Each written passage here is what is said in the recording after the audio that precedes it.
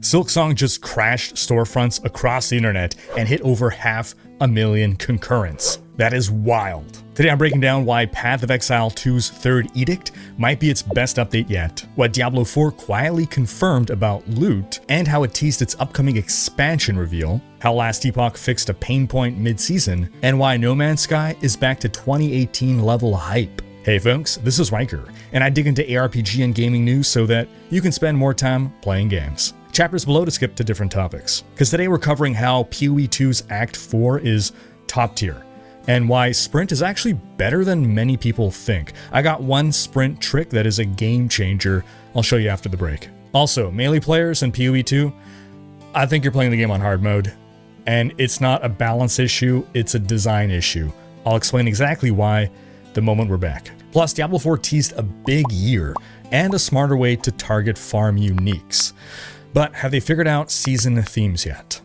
We'll cover all this and more. But before we move on, a quick word from this video's sponsor, Incogni. It feels like every month you hear a new story about a cyber attack or a data breach that results in personal info getting leaked. From passwords and email addresses to social security numbers and phone numbers. Trusted institutions like hospitals and universities getting hacked, insurance providers, cloud storage hosts. Thousands of companies are collecting, aggregating, and trading your personal data. You have the right to demand that a data broker deletes whatever personal information they may have about you. But tracking down and contacting all those companies is time and hassle. That's where Incogni comes in. It's a service that reaches out to data brokers on your behalf, requests your data be removed, and deals with any pushback they may give. Here's my Incogni dashboard.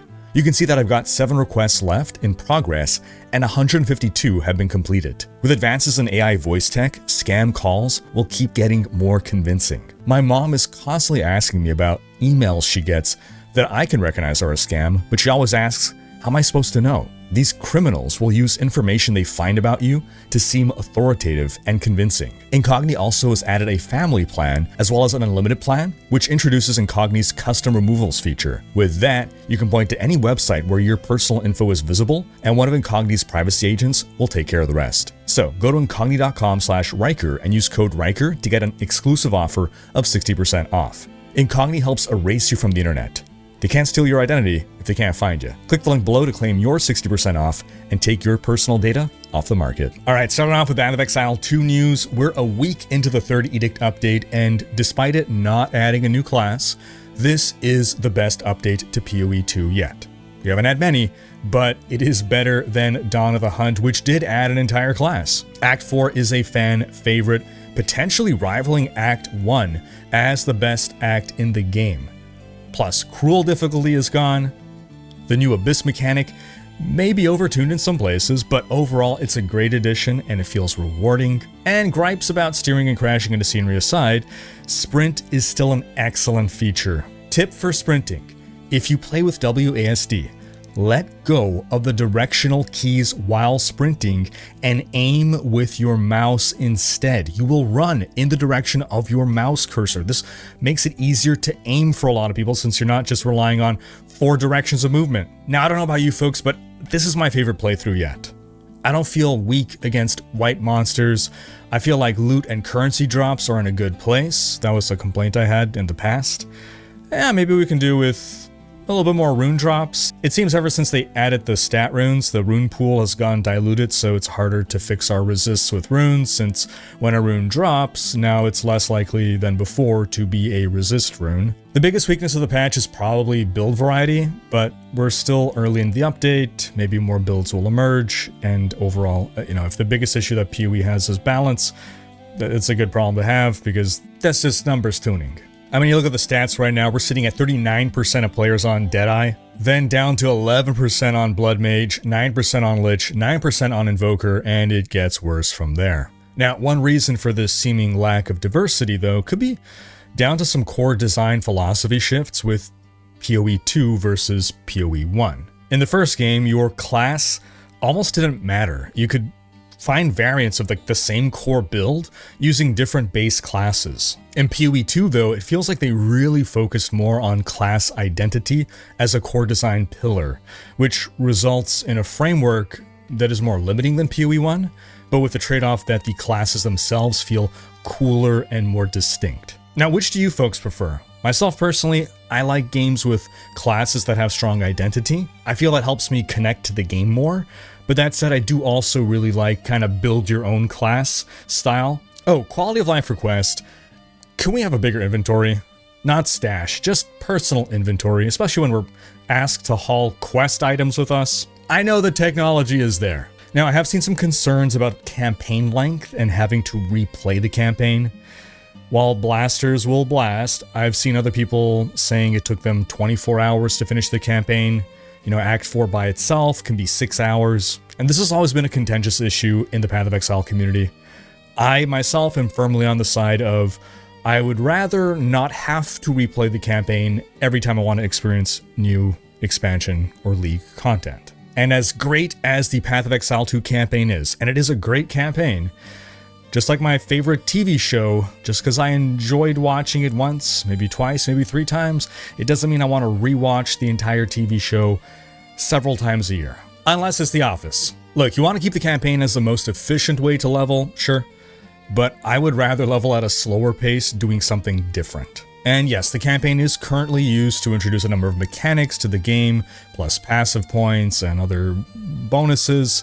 These are all solvable things, folks. These are not excuses as to why you can't have like an adventure mode. If the devs really wanted to, they could make an adventure mode work. I don't see this happening though. Now that said, in PoE 2's current state, the campaign is by far the best part of the game.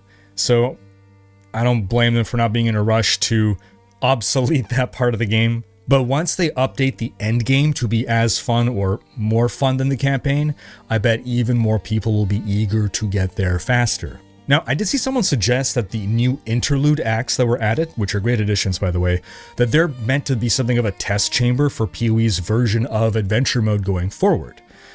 Like the theory is, every league we're going to get new interlude acts as an optional leveling path. Now again, the interludes are great. You have agency over what order you can tackle them in. They scale with your level. But I don't think it's reasonable to have GGG create new interlude acts every league. It would be amazing. I don't see that happening though. Now outside of that, complaints about the trial seem to continue, particularly the trial of Secamus. How are you folks feeling trials are this patch? Sound off in the comments. Now myself, I am playing Deadeye. I love ranged characters in general. It's always my preference is to play highly mobile ranged characters. As I said, this is my favorite playthrough so far. I tried melee back at like Gamescom 2023. I said nope. Kudos to all of you melee players because melee characters are just at such a disadvantage in this game with pretty much no upside. Like, how can you avoid taking honor damage if you have to get right up into enemies' faces? How can you avoid all the damaging ground effects that are everywhere? These like poison dots that are just sapping you in 3 seconds, or the on-death monster explosions when you're in the thick of combat. Because the counter to all these things is keeping your distance, which I'm able to do on my ranged build, and a melee build is just not able to do. Being able to stay away from all the harmful stuff while also dealing damage is just such an enormous advantage in this game. And any advantages that melee players have over ranged characters are just eclipsed by the downsides in the game's design. Now, do you folks believe that it's okay for melee and range to be effectively 2 different difficulty modes? Or do you feel there ought to be parity in difficulty, that both playstyles should be equally challenging or easy? Outside of that, GGG released a post talking about what they're working on. And just in the last week, they've released over a dozen hotfixes. And there's a lot more that they're still working on. For instance, if you felt like you were getting surrounded and blocked in easily by enemies again, like back at launch, you're not crazy. There's a bug, and they're working on fixing that bug that was causing this to happen. And we'll wrap up the PoE 2 portion of this video with a quick tip. If you have in-game performance issues, try reducing the audio channel count. This is an old Diablo 3 trick that seems to also work in Path of Exile 2. Give it a try and watch your frame rate jump. Then in Diablo news, the Diablo 4 team released a video titled Burning Questions, Seasons, and Beyond, in which they shared a bit of insight on what's coming in the future. Throughout the Q&A, they said that their goal is not to have blue or yellow items drop at all once you are in Torment difficulty. While this is mostly the case currently, there are still situations where blues and yellows do drop, and now we pretty much have solid confirmation that there are no plans to have blues and yellows play any role in the endgame in Diablo 4. Then they share this Venn diagram of monster drops. They basically want to differentiate out lair boss drops a bit more. So currently Duriel and Daryl and Harbinger, they'll have the same loot table, but in the future you'll want to target farm one of these preferentially to go for a specific drop. There are no drops that will be locked to any one of these, it's just your best odds of success at finding the item you want will be picking the right one or two of these. This is a positive change. Oh, and they're bumping up the unique drop rates across the board as well, so you're more likely to get uniques to drop just from regular content. I don't love this, but it will be popular with most of the current player base, I imagine. Then they spoke briefly about the leaderboards that will eventually come to the game. They want the leaderboards to be built around the notion of showing mastery of your build. I'm not sure how that differs from Diablo 3's Greater Rift leaderboards. I guess you can say the D3 leaderboards were more about showing how willing to farm Paragon you are, and how much time you're willing to spend fishing for the perfect Greater Rift. And I guess maybe they don't want to repeat that in Diablo 4. They already solved the Paragon issue, to clarify, but Rift fishing could still be a thing, I suppose. It really is difficult to have a leaderboard be based primarily on player skill in a game that is ultimately so little about player skill. And by skill here, I mean mastery at piloting your character build in combat. You can take the most skilled player in the game, give him an F-tier build, and he will perform worse than a 7-year-old running an easy-to-play S-tier build like Hydra Sorcerer. There's also just so much randomness inherent to ARPG play that so many competitive things just boil down to luck.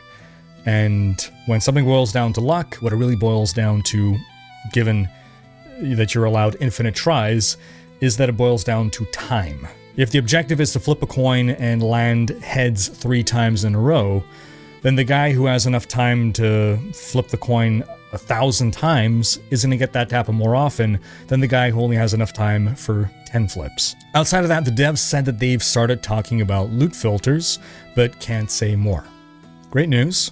For the longest time, I felt that a loot filter is a band-aid solution to a problem, and that problem is that too much loot drops that you don't care about. I'd rather fix the problem than apply a band-aid, but if we can't fix the problem, then yes, give me that band-aid. So here's a way to introduce a loot filter that can be a bit different. Normally, what a loot filter does is everything drops, and then your loot filter is going to hide everything but the stuff that you decide to let it show you. So loot drops, all that loot that you're not seeing, it is there, it is on the ground, the game has generated it. If you ever wanted to, you can turn off your loot filter, those items will be there. What I propose instead is, what if we had an auto-salvage filter? Rather than just hiding the loot on the ground, anything that you want auto-salvaged, the filter just grabs and churns into crafting materials. So depending on where you are in the season, you can eventually set your loot filter to only show you 4 GA drops, auto-salvaging the rest. Or maybe you auto-salvage any weapon that isn't a wand, or you auto-salvage any glove that does not roll with either cooldown or plus to core skills. The more granularity we get in our choices, the better, of course. What do you folks think about that? Then, there's a part of the video that I want to show you in full question and answer. We get a lot of feedback from players that seasonal powers can feel samey over the seasons. Are there any plans to maybe make things feel a little bit more fresh going forward? Yeah, I'd love to talk about this. You know, when you think about your player class and your build, I kind of think of it like a cake, right? You've got like your base skills, then like your legendaries and your paragon. You're kind of building up layers. And then the seasonal powers were really just like icing on top of that cake. And every season we'd kind of scrape off the icing and put a new layer on. Different flavor, but it's still just icing at the end of the day. So going forward, we're gonna be looking at seasonal powers that really play with like kind of the filling of that cake, that really change the interaction between your skills and your legendaries, your paragon, your items, and so on. And I think you see that a lot with the chaos perks here, where they really directly interact with your player skills.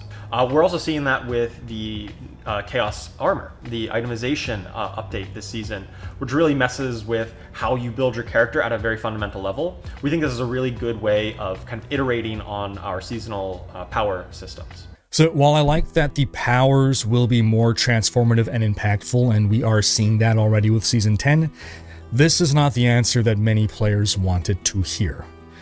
I think the answer that I wanted to hear here was, we know that players have been feeling like seasonal powers are getting too repetitive, so we're going to take a break from powers, and we're going to find new systems to work in as our tentpole features of season themes. We knew from the Diablo 4 roadmap early in the year that we'd have powers up to Season 10, but I was hoping that Season 11, especially after all the feedback, would move away from powers entirely. Then they hinted heavily at not having to wait much longer for Diablo news. For it shaping up to be one hell of a year, seems late November to December is what they highly hinted at being the reveal of something big like the expansion. Now let's bring up that roadmap again. Another thing that there is coming up in Season 10 is the second IP collab.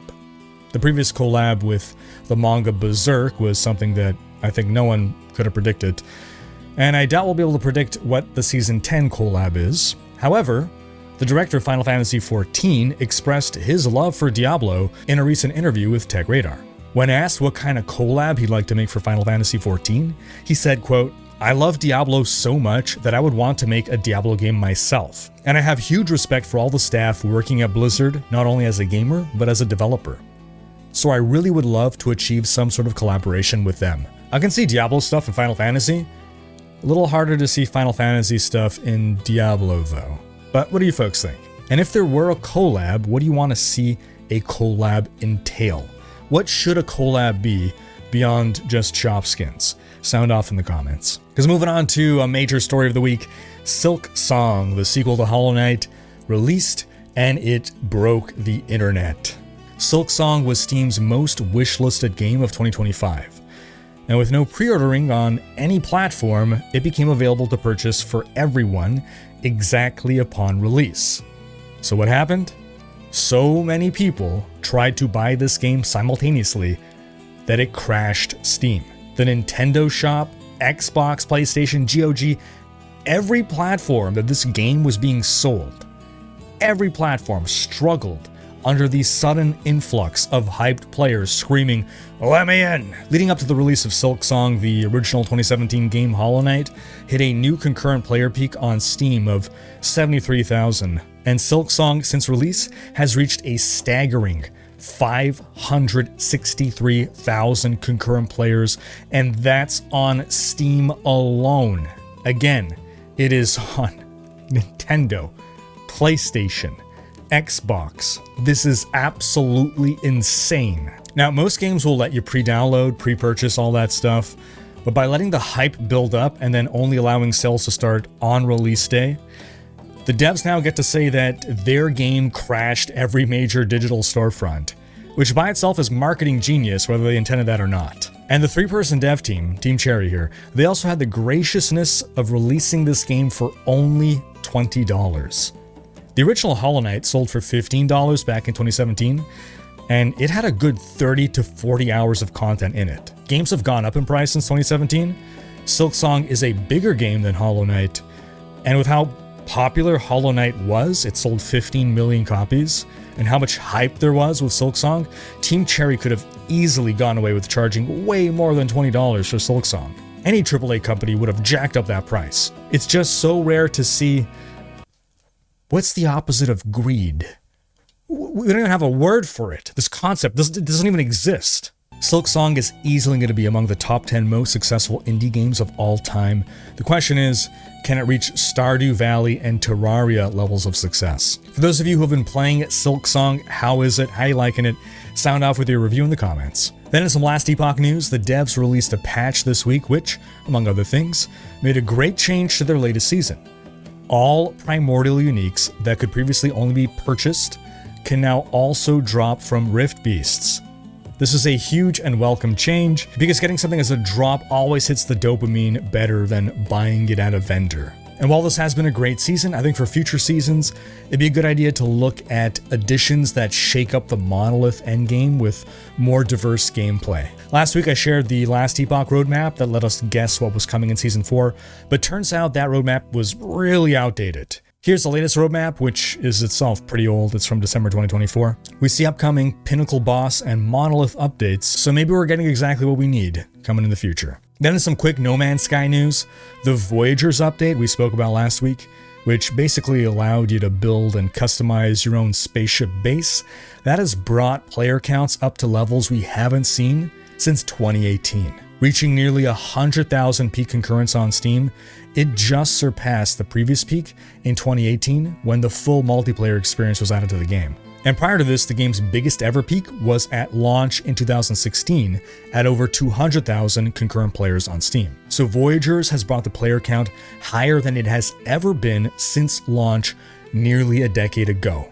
Incredibly impressive. The No Man's Sky devs really did pull off the near impossible. They recovered from a botched launch and went on to, over years of hard work, deliver on every pre-launch promise they made, then go above and beyond in their continuing support for the game. And I think part of the success of this recent patch was being able to grasp onto the player desire for the fantasy of building and sailing your own ship across space. Something that a lot of people hoped Starfield would deliver, but never really did. And that's going to wrap up this video, folks, but do be sure to check out last week's video in which we discussed the pay-to-win pet that was added to Path of Exile 2. Thanks for watching. Special thanks to my Patreon supporters for making these videos possible.